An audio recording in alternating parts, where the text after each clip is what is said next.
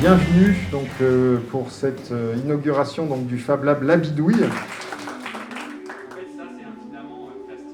Alors La Bidouille, c'est un tiers-lieu, c'est un Fab Lab, donc un laboratoire de fabrication pour permettre à des citoyens, à des entreprises, à des associations de tester leurs idées, de faire des prototypes et de développer collectivement des projets au service du bien commun.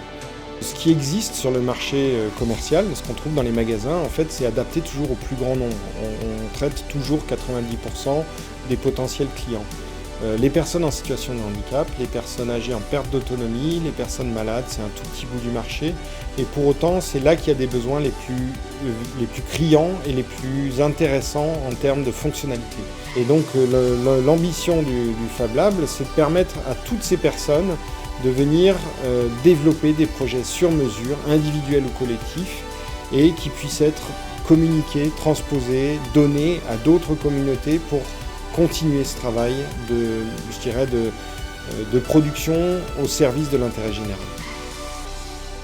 L'idée, c'est de partager les projets qui sont créés sur une plateforme qui est mise en ligne par le Fab Lab, sur laquelle les utilisateurs peuvent créer la documentation autour de leur projet et sur laquelle nous, ensuite, on peut communiquer pour dire voilà, tel utilisateur a créé tel projet et vous avez toutes les ressources nécessaires pour pouvoir le refaire depuis n'importe quel Fab Lab.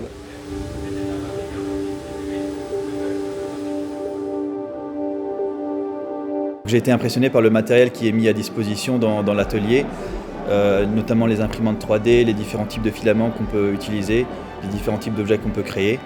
Et je suis sûr que les étudiants seront bien encadrés par Tom du La Bidouille, qui est vraiment très sympathique et qui est très pédagogue aussi. Paul et Mickaël, qui travaillent ici, aiment beaucoup ce lieu parce que l'ambiance de travail qui règne permet une émulation en fait, de leur imagination et leur permet de travailler et de produire plus vite une idée. C'est l'essence même du Fab Lab, c'est-à-dire aider au quotidien les personnes qui ont un problème bien précis, notamment à faire des choses concrètes et qui les aident. Ce qui m'a frappé, moi, c'est le fait que ça soit à la fois, ils l'ont pas appelé la bidouille pour rien, c'est qu'on sent qu'il y a une espèce de truc un peu bidouillé, enfin, ou bricolé, mais dans le noble sens, quoi. Et en même temps hyper technique, quoi.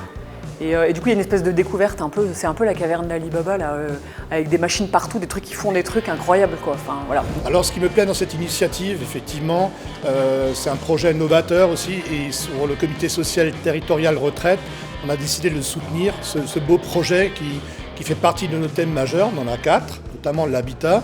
Et l'habitat inclusif, c'est important en matière d'économie sociale solidaire. Et ce très beau projet, il fallait évidemment le soutenir sur un territoire mulhousien qui en a fortement besoin. Et le Fab Lab, en fait, comme c'est un vrai espace d'innovation, un vrai laboratoire d'idées, avec les projets qui sont en train d'être développés, on peut imaginer à terme qu'on puisse installer ce type d'équipement dans les projets de rénovation que nous, on va être amenés à créer.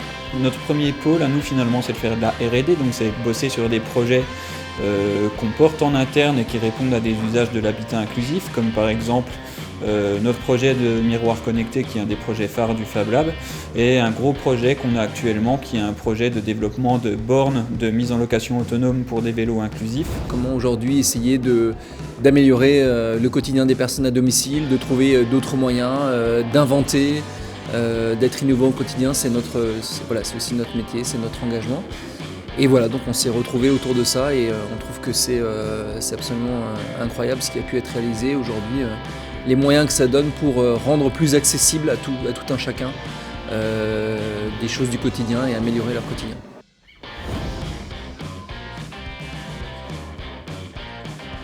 Au-delà de l'accompagnement régional qui a pu être apporté pendant plusieurs années, nous avons souhaité, au travers des activités sociales nationales d'Agenda Journal Mondial, accompagner un déploiement national. Pourquoi choisir Famille Solidaire? Parce qu'il y a cette culture aussi du partage, des communs, et qu'on retrouve d'ailleurs dans les labs, d'inventer, d'innover dans des manières de créer les habitats, de les faire vivre, de les doter effectivement avec des solutions plus issues du monde numérique, voilà, au service du bien commun.